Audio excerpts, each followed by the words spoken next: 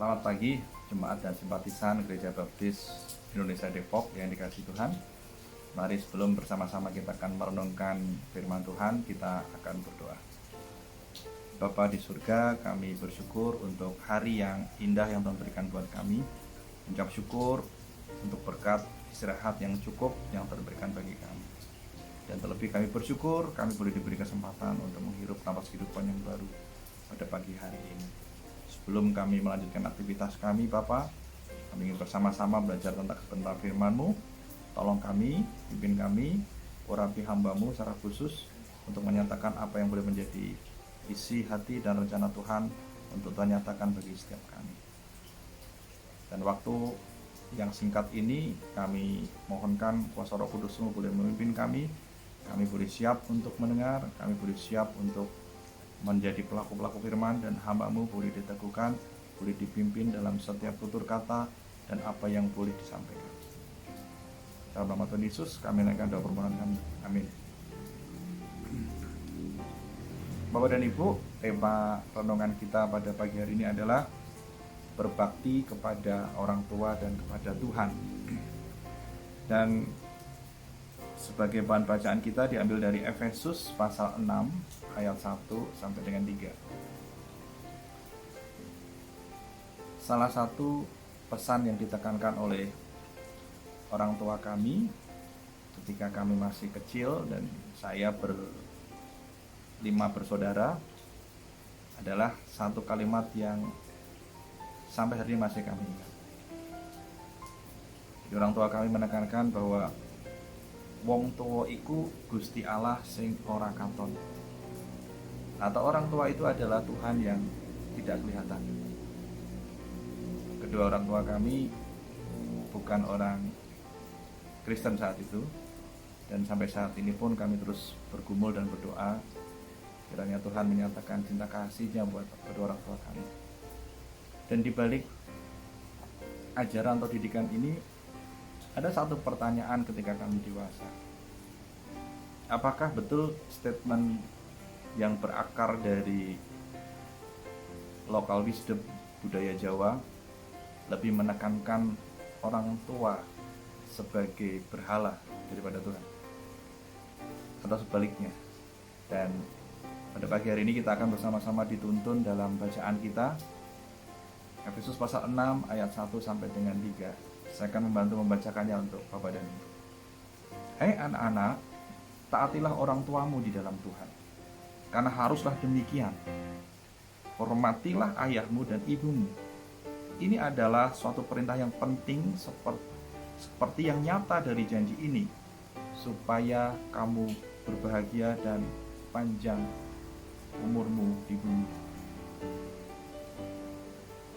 Dalam kita merenungkan bacaan ini, saya akan menuntun atau saya akan mencoba menolong dari pendekatan 4W1H, yaitu who, why, what, when, dan how. Dan ini adalah hal yang sering kali kita lakukan dalam kita menganalisa satu permasalahan. Dan kita mulai, yang pertama adalah who, atau siapa yang dimaksud dengan orang tua. Menurut Efesus pasal 6 ayat 1 sampai 2, yang dimaksud dengan orang tua itu adalah ayah dan ibu kita. Secara biologis kita dilahirkan dari pria dan wanita, dan itu adalah ayah dan ibu kita, yaitu orang tua kita. Di 1 Timotius pasal 5 ayat 4 disebutkan orang tua itu adalah kaum atau leluhur keluarga kita, dan secara khusus nenek kita. Ini adalah orang tua kita. Yang berikutnya, yang ketiga, ini diambil dari Keluaran pasal 18. Orang tua yang termasuk arti orang tua adalah mertua. Dan ini adalah teladan dari sikap Musa kepada Yitro selaku mertuanya. Dan berikutnya di kitab Rut dijelaskan bahwa Rut menghargai orang tuanya, yaitu Naomi, yang notabene adalah mertuanya. Jadi wujud dari orang tua yang ketiga adalah mertua. Yang berikutnya, Imamat pasal 19 ayat 32 dan 1 Petrus pasal 5 ayat 5. menegaskan bahwa sebagai perluasan, arti orang tua bagi kita yang muda adalah semua orang yang berusia sepuh, yang berusia lanjut usia, yang ada di sekitar kita. Jadi dalam pengertian atau konteks orang tua atau who, itu adalah yang pertama ayah dan ibu kita, yang kedua adalah kaum atau leluhur keluarga kita dan secara khusus nenek kita, dan yang berikutnya mertua, dan yang terakhir adalah orang yang berusia lanjut yang ada di sekeliling kita. Dalam konsep saudara seiman dan persekutuan keluarga Allah, maka keempat terminologi orang tua tadi barangkali memang ada di sekeliling kita, dan kita menjadi bagian sebagai orang muda untuk berbakti kepada orang tua. Yang berikutnya adalah why. Apa maksud dibalik perintah Tuhan tentang menghormati orang tua kita?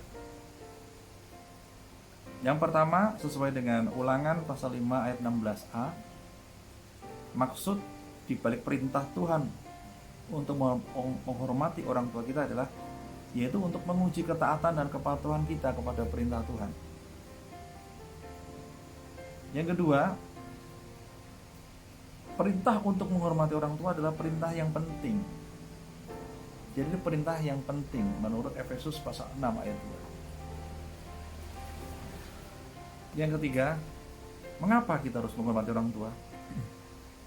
Dijelaskan di Ulangan pasal 5 ayat 16, ada reward atau ada penghargaan dari Tuhan di balik perintah penting ini.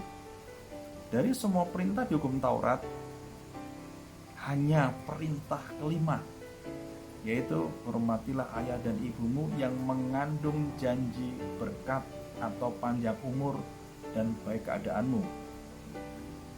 Dan ini menarik, ketika 10 hukum Taurat hanya satu perintah yang ada bonusnya, yang lain sekedar perintah dan perintah.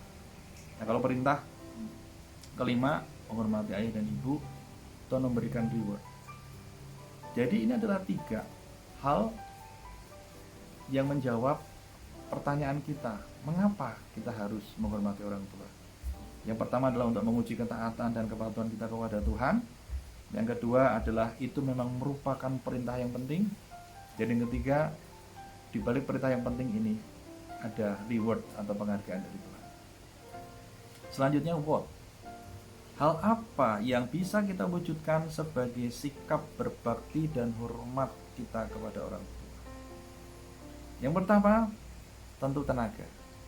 Apalagi ketika kita masih tinggal serumah dengan orang tua kita masih membutuhkan makanan dan minuman, kita masih membutuhkan biaya sekolah.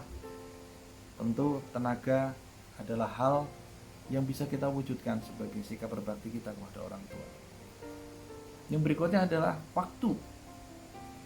Nah, ketika kita sudah meninggalkan rumah dan membangun keluarga sendiri, maka luangkanlah waktu untuk sekedar menanyakan kabar atau kondisi orang tua kita. Kalau sekarang kita bisa lewat telepon, bisa lewat video call, dibanding beberapa puluh tahun yang lalu diperlukan biaya yang sangat mahal untuk sekedar ngobrol dengan orang tua. Namun sekarang relatif terjangkau. Dan luangkan waktu, at least kita nelpon. Dan akan lebih baik kalau kita bisa meluangkan waktu yang memiliki kekuatan quality time, yang kita yakini dan banyak kita pelajari secara sains dan dunia medis, bahwa quality time dengan orang tua akan membantu untuk meningkatkan kesehatan dan juga menambah umur bagi orang tua kita.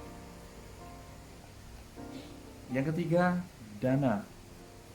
Sisihkan dana untuk hal-hal yang spesial bagi orang tua kita. Percayalah, bukan harga yang dilihat oleh orang tua kita, namun cinta kasih sayang anak yang mau memberikan bakti, itu yang diingat. Bukan seberapa mahal kue yang kita beli, namun ketika seorang anak mau menyisihkan waktu, mau datang berkunjung dan membawa sesuatu untuk dinikmati, yaitu kue, maka harga tidak menjadi hal yang penting bagi orang tua kita. Yang keempat, doa. Mari kita sisihkan dalam setiap doa kita untuk kesehatan, untuk kebaikan kondisi orang tua kita. Dan bagi kita yang masih memiliki orang tua, kita perlu untuk mendukung apapun yang dilakukan oleh orang tua kita saat ini. Karena di usia-usia paripurna mereka butuh perhatian. Dan salah satu perhatian yang tidak terlihat adalah kita berdoa buat mereka. Dan yang kelima, persekutuan. Rencanakan dan jadwalkan agar kita memiliki jadwal persekutuan untuk orang tua kita, untuk keluarga kita. Dan ketika mereka bisa merasakan ini, maka sungguh ini akan menjadi kekuatan bagi orang tua kita untuk menjalani kehidupan mereka. Ya mungkin mereka dalam kesendirian, kesepian, ada jarak, dan ada kerinduan dalam variabel waktu. Namun ketika kita boleh menjadwalkan setidaknya 1 tahun 1 kali, 1 tahun 2 kali, maka persekutuan ini akan menjadi hal yang menguatkan. Dan bila orang tua kita memiliki hari-hari istimewa, hari-hari ulang tahun, hari-hari khusus yang mungkin mereka seringkali rayakan, usahakan kita bisa hadir, usahakan kita bisa menyapa. Kalaupun kita tidak bisa hadir, setidaknya melalui telepon kita bisa menyampaikan permohonan tersebut. Yang selanjutnya, when? Kapan kita harus berbakti kepada orang tua kita? Jawabannya adalah saat ini. Dan khusus bagi kita yang masih memiliki orang tua, kapan kita harus berbakti? Jawabannya adalah saat ini. Jangan sampai terlambat. Dan ini menjadi peringatan bagi kita. Ketika waktu boleh berjalan, ketika pandemi sudah 2 tahun terlewati, dan orang tua kita masih diizinkan menikmati nafas kehidupan, kita boleh diingatkan kembali bahwa saat ini adalah saat yang terbaik untuk kita menunjukkan bakti kita kepada orang tua kita. Berikan bakti dan penghormatan terbaik kita pada orang tua kita ketika orang tua kita masih hidup, dan rasakan kebahagiaan orang tua kita yang menerima esensi dari cinta kasih dan bakti kita. Dan bagi setiap kita yang bisa merasakan energi balik ini, maka kita sebagai anak-anaknya, sebagai bagian dari keluarga, kita akan mendapatkan satu energi positif, yaitu janji atau reward Tuhan tadi. Apapun yang kita kerjakan, apapun yang kita lakukan, seakan-akan kita dimudahkan. Dan ini kesaksian saya pribadi bersama dengan keluarga. Orang tua kami adalah pendoa syafaat buat kami semua.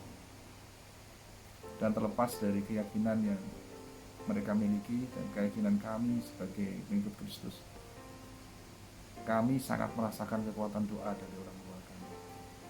Bahkan ketika dalam kondisi-kondisi yang terpuruk sekalipun, mereka hadir sebagai pendoa-pendoa buat kami.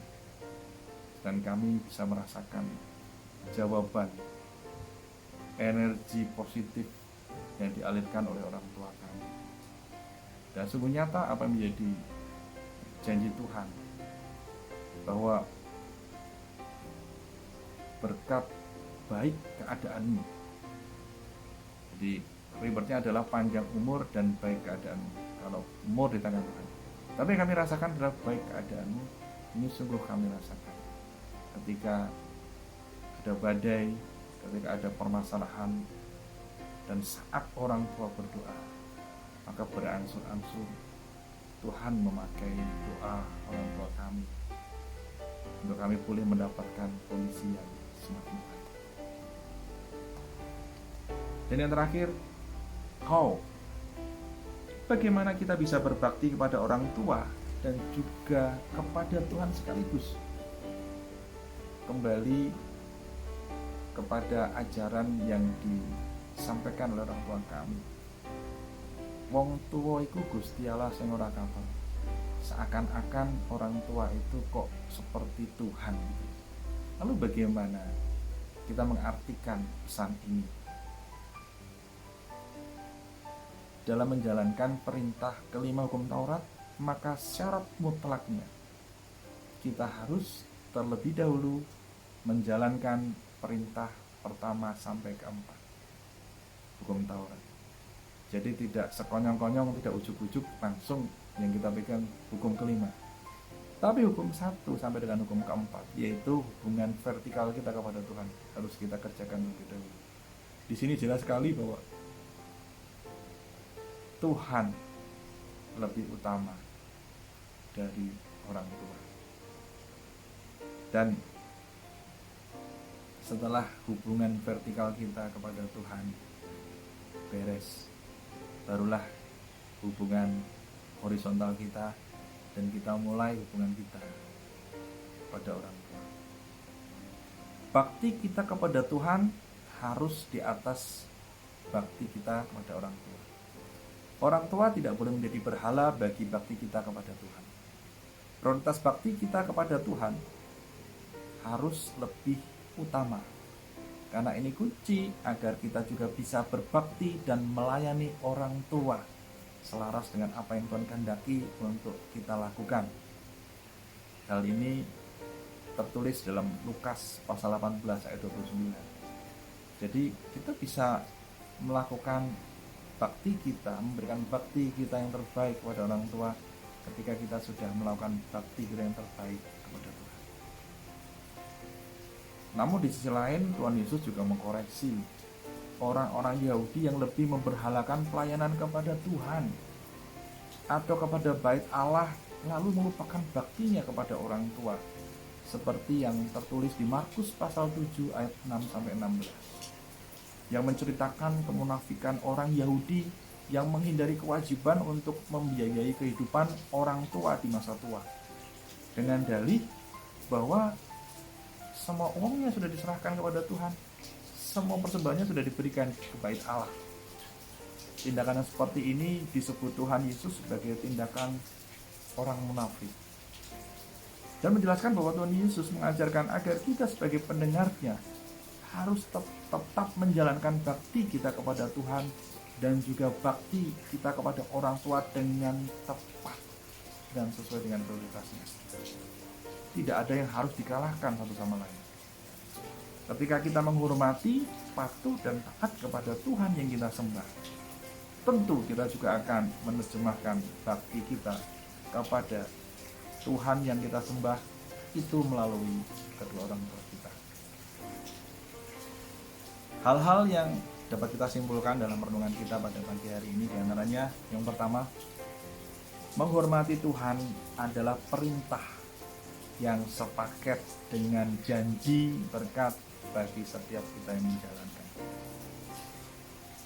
Yang kedua, menghormati Tuhan harus di atas sikap kita menghormati pada orang tua. Namun percayalah, kualitas penghormatan kita kepada orang tua didahului dari kualitas kita menghormati Tuhan yang kita sembah. Yang ketiga, untuk menjalankan perintah hukum kelima tersebut, yaitu hormatilah ayah dan ibumu, maka kita harus menjalankan terlebih dahulu perintah 1 sampai dengan perintah keempat. Kepatuhan dan ketaatan kita kepada Tuhan adalah fondasi yang kokoh sebagai landasan kita menghormati orang tua kita. Yang keempat, bagi siapapun yang patuh dan taat kepada Tuhan, yang diwujudkan dengan hormat dan bakti kepada Tuhan, maka Tuhan akan melimpahinya dengan berkat panjang umur dan baik keadaannya selama di muka bumi. Pada akhirnya selamat mewujud bakti kita kepada Tuhan melalui bakti kita kepada orang tua. Dan ini akan berjalan sejalan, tidak ada yang dikalahkan. Namun kita harus menekankan prioritas semana, yaitu perintah 1 sampai dengan perintah keempat hukum Taurat kita jalankan, dan setelah itu baru perintah kelima, berbakti kepada orang tua. Berkat Tuhan khusus disediakannya bagi kita yang dengan tulus berbakti kepada Tuhan dan kedua orang tua kita. Amin. Mari kita berdoa. Bapa di surga, kami bersyukur untuk berkat-Mu. Kami bersyukur untuk orang tua yang sudah melahirkan kami. Kami bersyukur untuk orang tua yang sangat mengasihi kami, mendidik, membesarkan kami, dan kami sadar bahwa orang tua kami bukan pribadi yang sempurna, namun justru dalam ketidaksempurnaan mereka kami boleh dibentuk, kami boleh dibangun, dan semuanya itu sungguh karena pertolongan Tuhan. Berkati kedua orang tua kami, berkati orang tua kami, dan juga orang-orang tua yang ada di sekeliling kami, Tuhan. Berkati mereka dengan kesehatan yang baik, berkati mereka dengan hikmat marifat dari Tuhan, berkati mereka dengan kebahagiaan ketika mereka boleh menikmati masa-masa paripurna dalam kehidupan mereka. Mereka boleh memuliakan Tuhan, dan mereka boleh terus menjadi teladan bagi kami. Dan berkati kami yang muda, untuk kami boleh menjalankan perintah pertama sampai dengan perintah yang keempat, untuk kami boleh menghargai Tuhan sebagai sesembahan kami, sebagai sumber dari segala sumber kehidupan kami. Dan setelah itu izinkan kami juga boleh menyatakan bakti kami sesuai dengan perintah kelima hukum Taurat, untuk berbakti kepada orang tua. Mampukan kami yang terbatas ini untuk kami boleh menunjukkan bakti kami, karena kami mencintai Tuhan, kami juga mencintai kedua orang tua kami. Kami menyerahkan kehidupan kami selanjutnya dalam tangan pengasihan-Mu Tuhan, dan kiranya Tuhan terus menolong kami menjadi pribadi-pribadi yang patuh dan taat hanya kepada Tuhan. Dalam nama Tuhan Yesus kami naikkan permohonan kami.